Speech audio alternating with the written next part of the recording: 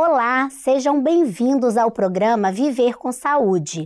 O nosso programa é transmitido pelo canal oficial da Igreja Cristã Maranata no YouTube e também no canal 126 da Embratel e canal 85 da Sky Livre. O tema do nosso programa de hoje é cuidados com pacientes acamados e a nossa convidada é a enfermeira Michele Bayer. Seja bem-vinda, Michele. Obrigada, Ariela. Então, Michele, vamos começar a entender o nosso tema sabendo quem é o paciente acamado. Então, é importante a gente estar falando sobre isso. Por quê? Porque a gente sempre associa o paciente acamado com o paciente idoso, né? É bem verdade que 10% dos pacientes idosos têm algum tipo de mobilidade reduzida. Mas o paciente acamado, ele não necessariamente é um idoso, né? Ele pode, uma pessoa que pode ter sofrido um acidente vascular encefálico, né? Uma pessoa que pode ter sofrido um acidente automobilístico, né? E por ter sofrido ou passado por algum tipo dessas patologias, esses acidentes, e ela vem a ficar nesse estado de acamado, né? Mas a gente tende sempre a associar o acamado com o idoso. Por quê? Porque gradativamente o idoso ele vai vir a ser um possível acamado. Agora é importante a gente estar associando isso também com o fato da perda da autonomia do autocuidado. Então, a pessoa que está acamada, ela passa a perder a autonomia dela e ela passa a ficar dependente de uma outra pessoa para realizar grandes atividades? Não, atividades pequenas, atividades rotineiras, atividades do dia a dia que ela passa a não conseguir mais exercer, como fazer uma higiene bucal, né? Ela passa a não ter mais a capacidade de se alimentar, né? De se locomover, de fazer a ingesta dela de líquidos, enfim, ela passa a ser dependente de uma outra pessoa. Então, a gente vê aí a mobilidade da pessoa reduzida. Entendi. Né? Entendi. Então, podem ser pacientes idosos ou pacientes jovens que, por algum motivo, tenham sofrido algum tipo de acidente ou qualquer coisa que tenha deixado acamado. Isso. Pode ser também uma coisa temporária, por exemplo, durante uma recuperação de uma cirurgia também, né? Pode. Por exemplo, cirurgias de grandes portes, né, como revascularização do miocárdio, né, que você fica muito tempo numa UTI, depois você fica muito tempo numa internação e logo o médico também, ele solicita essa alta para evitar a infecção hospitalar e aí essa pessoa ela precisa ir para a residência. Ela vai para a residência também com essa orientação de restrição ao leito, né? Então ela vai ficar temporariamente também acamada e tendo a necessidade de receber os mesmos cuidados, né? Sim. E aí, quem participa dessa assistência do acamado no hospital? Então, no hospital, a gente tem a presença do médico, ele vai dar o diagnóstico médico daquela, se o paciente é acamado, mas por que ele está acamado? Entendi. E ele vai prescrever também algumas medicações necessárias durante aquele tempo ali de internação e vai ver também a necessidade de fisioterapia. Então, o fisioterapeuta também pode estar participando disso, né? Vai prescrever algumas atividades, vai fazer as atividades com esse paciente enquanto ele estiver internado. O enfermeiro, ele vai prescrever os cuidados para evitar complicações desse paciente acamado. Então, ele prescreve os cuidados e o técnico de enfermagem executa. Além disso, a gente vai ter a participação também do assistente social, que é que vai fazer essa ponte entre o paciente e a família, porque agora a gente está falando de um paciente que perdeu a autonomia de realizar o autocuidado e passou a ser dependente de um familiar ou de um cuidador, aquele que a família nomear, que precisa realizar esse cuidado. E se é uma pessoa que está passando por isso, mas está orientada, que tem consciência daquilo que aconteceu, ela vai precisar também de um suporte psicológico. Então, a psicóloga também vai participar desse processo, né? Além da nutrição também, né? Porque é essa equipe multidisciplinar que vai dar esse suporte para que ele venha passar por essa eventualidade Sim. e não venha trazer sequelas para a vida dele ou complicações decorrentes desse quadro de estar acamado, né? Entendi. E aí, no caso de alta hospitalar, como a família ou quem vai estar junto com o paciente deve se preparar para recebê-lo em casa? Então, isso é muito importante, Ariela. A forma como eu vou receber o meu paciente na residência. Por quê? Porque durante toda a vida a gente faz mudanças dentro de casa, não é mesmo? É verdade. Nós que somos mulheres, principalmente mulher, a adora. gente quer, eu amei aquele sofá, mas não cabe na minha sala, então eu vou derrubar essa parede, né? É Se precisar, eu vou tirar essa coluna aqui, mas o sofá vai ficar lindo na minha sala. Então a gente faz isso naturalmente a vida inteira. Sim. E quando a gente vai receber um paciente acamado em casa, não pode ser diferente também, não. Entendi. Ele tem que ter adaptações, né, para favorecer a qualidade de vida dele. Então, eu preciso de um quarto onde eu tenho uma cama hospitalar, né? Nossa, mas uma cama hospitalar, sim. Por quê? A cama hospitalar, ela tem uma cabeceira, né, de elevação, Sim. que facilita muito o processo de nutrição desse paciente, onde ele vai se alimentar. Eu tenho que ter a mesa também adaptadora a essa cama hospitalar, que facilita muito esse processo dele de alimentação, porque ele vai estar totalmente dependente de cuidado. E isso facilita muito também a altura dessa cama hospitalar na mudança de decúbito que eu vou fazer, ou seja, trocar o paciente de um lado para o outro lado para não vir a ter úlceras de decúbito. Vai facilitar também se ele tiver prescrito o banho no leito. Isso ajuda muito. O colchão pneumático também. Eu vou ter que ter uma estrutura impermeável também para não trazer umidade para esse colchão. Muitos lençóis para fazer a troca, que eu não posso ter lençóis molhados, úmidos, que vão comprometer a integridade da pele, né? Trazer um dano maior para esse paciente. Além da cadeira higiênica também, né? Um banheiro adaptado também, porque se eu tiver que dar banho de aspersão, né, que é o banho no chuveiro, eu vou ter que estar fazendo a locomoção desse paciente, retirar do leito, levar para o banheiro. Então, uma série de adaptações eu vou ter que estar fazendo, e também a aquisição de equipamentos que vão facilitar a vida dele no dia a dia e o trabalho de quem está cuidando. Porque quando eu faço essa adaptação, eu preparo o meu lar para receber o paciente acamado, o meu dia a dia com esse paciente, ele vai ser melhor. Entendi.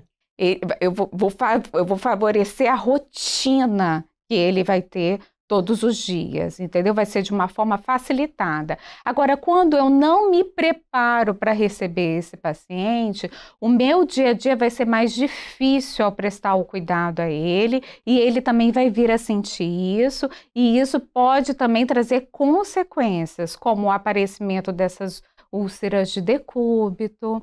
Ele pode vir a desencadear pneumonia. Sim. Se eu não favoreço também o ambiente, às vezes está fazendo uso de fralda geriátrica, eu não favoreço com a aquisição desse leito, dessa cama hospitalar, eu já dificulto o processo também de troca de fralda. Então, ele pode vir a ter infecção urinária. Então, a estrutura, o preparar o ambiente para receber o paciente acamado em casa, nos ajuda muito. Entendi. E assim, existem alguns produtos especiais para serem usados pelos pacientes acamados? Existem, né? Em especial, o sabonete, ele tem que ser principalmente neutro, né? E não pode ter uma fragrância muito característica, muito forte. Sim. Então, de preferência, com pH neutro, né? E também os hidratantes que são utilizados, a gente pede também para ser hidratantes prescritos por um dermatologista, né? A gente não usa mais, porque há um tempo atrás a gente usava muito óleo, mas hoje em dia a gente usa tão somente hidratantes que a pele vai absorver esse hidratante e não vai trazer umidade à pele, vai trazer hidratação à pele.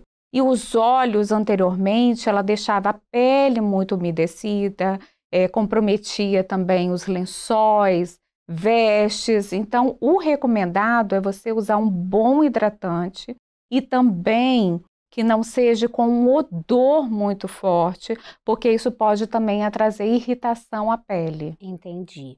E assim, como que deve ser esse cuidado? O cuidador ou a família, né, que vai estar cuidando, ela tem uma série de demandas desse paciente acamado, né?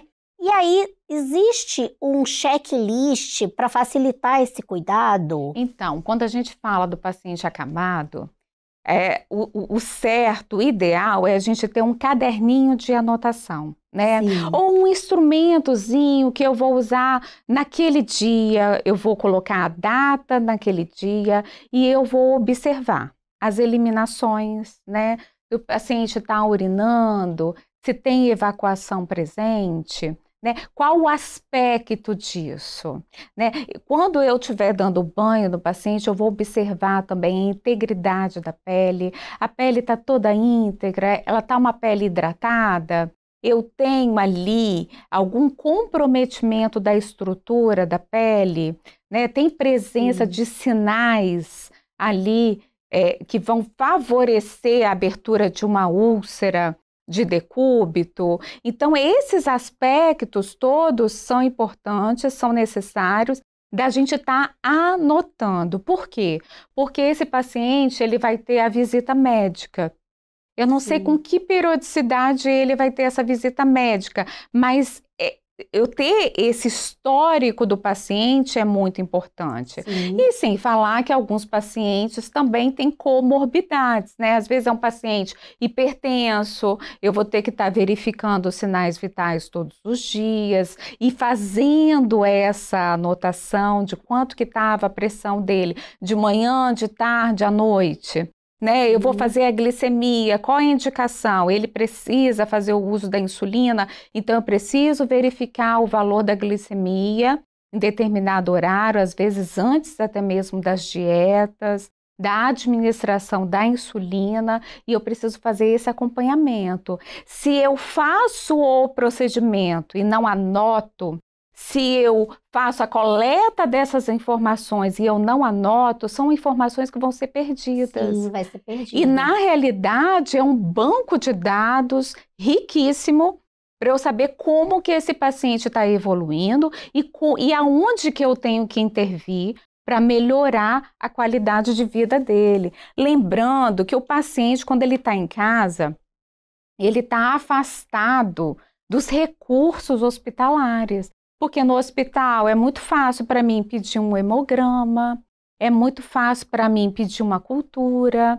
é fácil para mim pedir um exame de urina, né, fazer um exame de imagem para saber se tem pneumonia ou não. Agora, na casa, ele já fica mais isolado desses recursos. Então, essas pequenas informações, né, são necessárias e vão trazer um banco de dados riquíssimo para que eu possa avaliar como que está esse paciente e intervir, né, conforme a minha avaliação do dia a dia. Sim, até essa questão, né, como são muitas demandas, às vezes anotar se a medicação foi dada naquele dia, né, porque às vezes até se esquece, às vezes muda a pessoa que está cuidando. Isso. E aí um acha que o outro deu a medicação, ou um atrasou e aí deixa achando que o outro sabe que não foi dado. Então é importante eu anotar essas características anotar se a medicação foi dada e nos horários prescritos, né, Sim. pelo médico, e a gente tem também a troca, né, que a gente fala que é a mudança de decúbito. É você fazer a troca da posição. Aliás, tem até um slide que mostra também esse reloginho, ó, esse reloginho aqui da mudança de decúbito. Então, de 2 em 2 horas, a gente faz essa mudança de decúbito, seguindo esse reloginho da mudança de decúbito. Esse recurso é fácil de conseguir na internet, mas eu posso deixar também depois um instrumentozinho, né, um checklist, e esse reloginho ele ajuda a quem está cuidando a fazer essas trocas de decúbito para evitar o aparecimento de úlceras, né, do comprometimento da integridade da pele e o avanço disso também. Então, são pequenos detalhes, né, que a gente precisa estar acompanhando no paciente acamado. Sim. Esse slide também mostra algumas coisas do dia a dia, né? Do suporte emocional e espiritual do paciente. Isso. Também, porque é muito importante, né? Porque às vezes aquele paciente fica lá isolado, não tem muita visita. Então, assim, ter esse cuidado também com o suporte emocional, né? E é importante também a Rádio Manaim, né? Sim, claro. E a TV também, que vai ser ali para ele uma aproximação também com a palavra do Senhor, né? Com os louvores. E muitas vezes a gente não entende o alcance, né, desses recursos para quem está no domicílio, né? Então, muitas vezes é uma pessoa, ele não vai conseguir estar presente nos cultos, no templo físico, sim, mas ele vai estar recebendo essa palavra, esse alimento da parte do Senhor na residência através desse trabalho que vocês fazem, né? E que chegam ali na nossa residência. É verdade. E aí, Michele, quais são as consequências da falta de cuidado em relação à pele? Porque assim, você falou algumas vezes de úlcera de decúbito, e aí a gente pode falar um pouquinho mais disso, que é um grande problema do paciente acamado, não é? Tem um outro slide também que eu trouxe, que a gente pode ver alguns pontos, ó, que são preocupantes, tá? Então, toda vez que a gente vai fazer essa troca de decúbito, a gente também tem que evitar colocar uma proeminência óssea em cima da outra proeminência óssea. Por exemplo, calcânio em cima do calcânio. Então, eu vou usar uma almofadinha ali entre um membro e o outro membro, né? Quando eu vou fazer a troca de decúbito, eu vou dobrar os braços do paciente, vou fazer uma elevação das pernas, vou fazer o ângulo, sim, e vou fazer a mudança de decúbito. Então, todos esses detalhes, esses processos são importantes para que a gente não venha a ter essas ulcerações que começam com um pequeno comprometimento na pele. Sim. Né? E depois daquilo ali, a gente pode, além do comprometimento da pele, a gente pode vir a ter úlceras de decúbito, que são feridas, né? Que podem ser de grau 1, 2, 3, 4, 5, né? Que podem avançar e trazer um transtorno para o paciente e também para quem está cuidando do paciente. Sim, porque é muito difícil, né? Assim, o tratamento é dolorido, é uma coisa muito, muito comum de acontecer com o paciente acamado, mas é uma coisa que é difícil de tratar, assim, principalmente em casa. É difícil de tratar, é necessário um especialista, né? O recurso que vai ser empregado nisso também não é um recurso barato, é um recurso também que você vai ter que empreender um dinheiro maior para estar... E sem falar das intervenções cirúrgicas que às vezes precisa ter, né? E as complicações de ter uma infecção, sim, ali também, né? Que pode gerar até uma sepse no paciente. Então, a gente tem que aprender a trabalhar com essa questão de prevenção, né?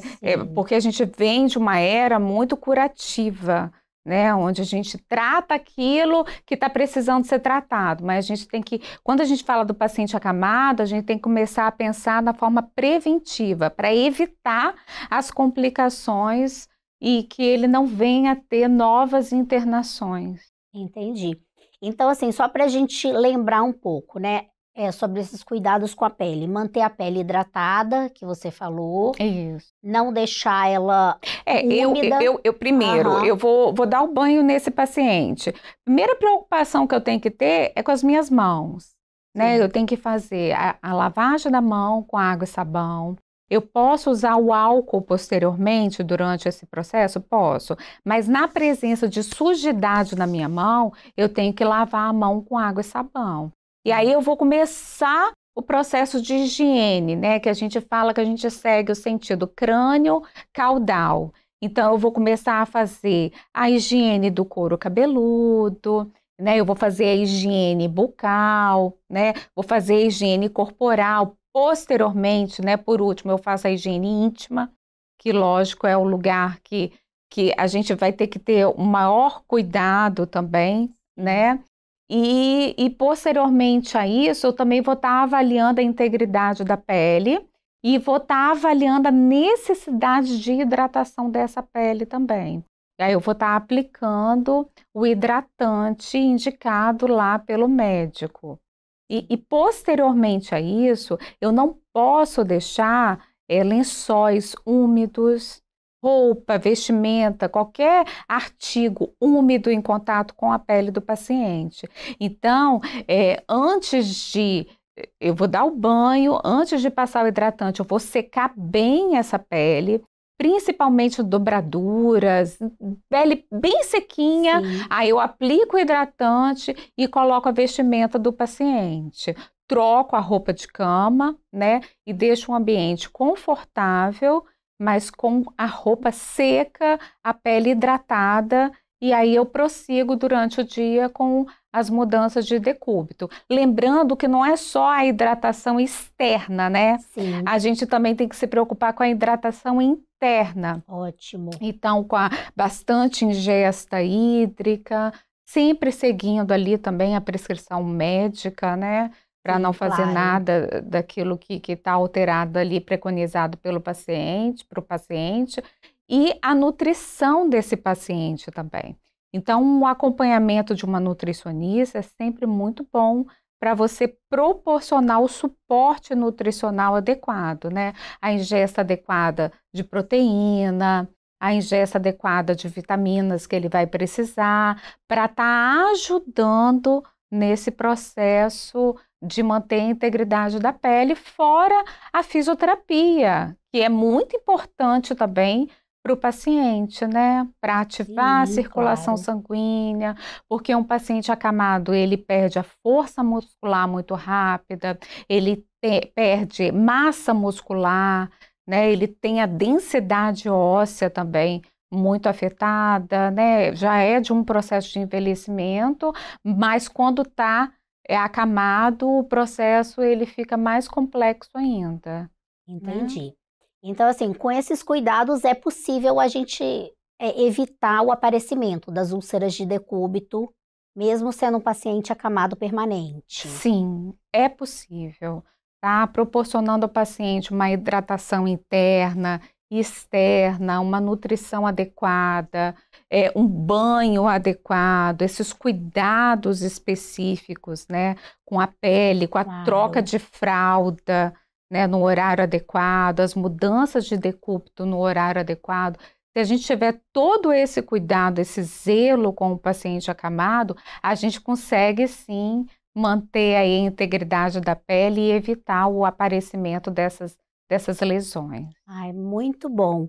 A gente sabe que nem todas as pessoas conseguem fazer todas essas adaptações, né, que a Michele falou, ter todo o recurso, mas com pequenas atitudes a gente consegue melhorar a vida dos nossos pacientes acamados, dos nossos irmãos que estão acamados.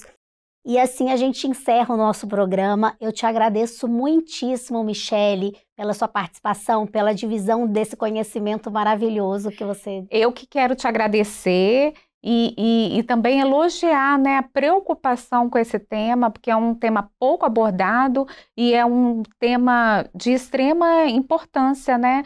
Porque quem tem um acamado em casa sabe né? O quanto é difícil e o quanto é bom novas orientações para ajudar e auxiliar no dia a dia. Agradeço também a todos os telespectadores e convido a continuarem assistindo esse programa conosco e cuidando da saúde sua, dos nossos irmãos, dos familiares, porque é importante que venhamos a viver com saúde. Um abraço a todos e a paz do Senhor.